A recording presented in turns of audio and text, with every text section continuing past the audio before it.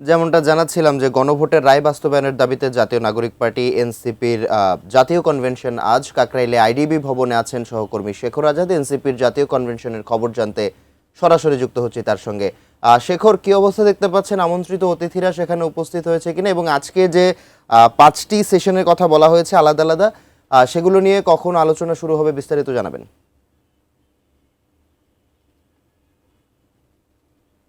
Mahathir, জাতীয় নাগরিক পার্টির সংস্কার বাস্তবায়ন কমিটির উদ্যোগে এই যে জাতীয় কনভেনশন, সেই কনভেনশন কাকরাইলের ডিপ্লোমা ইঞ্জিনিয়ার্স ইনস্টিটিউটের মুক্তিযোদ্ধা হলে কিছুক্ষণ আগেই শুরু হয়েছে। এখন উদ্বোধনী সেশন চলছে।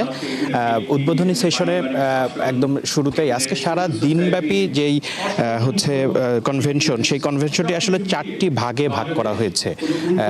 তার মধ্যে এখন এই মুহূর্তে চলছে উদ্বোধনী সেশন। সেই উদ্বোধনী সেশনে হচ্ছে যেই সংস্কার বাস্তবায়ন কমিটির উপপ্রধান সরোয়ার তুষার তিনি বক্তব্য দিয়েছেন। তিনি বলেছেন যে আমাদের এই কনভেনশনটা আয়োজন করার উদ্দেশ্য হচ্ছে এই যে সংস্কার, এই সংস্কারের এই আলোচনাটা তৃণমূল পর্যন্ত নিয়ে যাওয়া এবং রাজনৈতিক দলগুলোর সাথে, অন্যান্য রাজনৈতিক দলগুলোর সাথে আলোচনা করে পরবর্তীতে যদি এই সংস্কারের জন্য আমাদের আন্দোলনে যেতে হয় তাহলে আমাদের সেই আন্দোলনে যাব। এবং এই মুহূর্তে যেই উদ্বোধনী সেশনটা চলছে, সেই উদ্বোধনী সেশনের চেয়ারে রয়েছেন হচ্ছে জাতীয় নাগরিক পার্টি এনসিপির সদস্য সচিব আক্তার হোসেন এবং প্যানেলিস্ট 4জন প্যানেলিস্ট রয়েছে। এর মধ্যে হান্নান মাসুদ রয়েছে।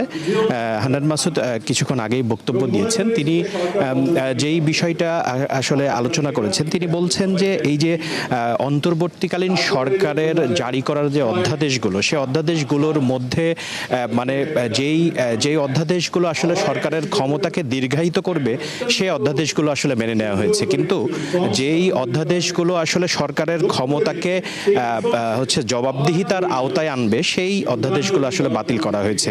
তো এই রকম আলোচনাগুলোই চলছে। আপনারা জানেন যে এই যে জাতীয় কনভেনশন, সেই জাতীয় কনভেনশনের শিরোনাম করা হয়েছে জ্বালানি, অর্থনীতি, সংস্কার এবং গণভোট। এই বিভিন্ন 4টি পর্বে ভাগ ভাগ হয়ে এই বিভিন্ন আলোচনাটা হবে। যেমন এখন উদ্বোধনী সেশন চলছে এবং প্রথম যে সেশন হবে কিছুক্ষণ পরে, উদ্বোধনী সেশনের পরে যে প্রথম যে সেশনটা হবে সেই সেশনে অর্থনৈতিক কাঠামো নিয়ে আলোচনা হবে। তারপরে দ্বিতীয় সেশনে জ্বালানি সংকট এবং মানে ভবিষ্যতের জন্য করণীয় যে বিষয়গুলো রয়েছে সেটা নিয়ে আলোচনা হবে।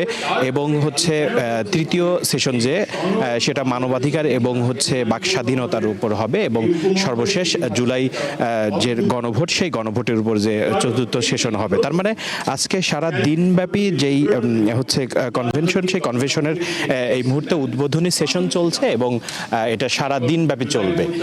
মাহাথির, এই ছিল আমার কাছে সর্বশেষ।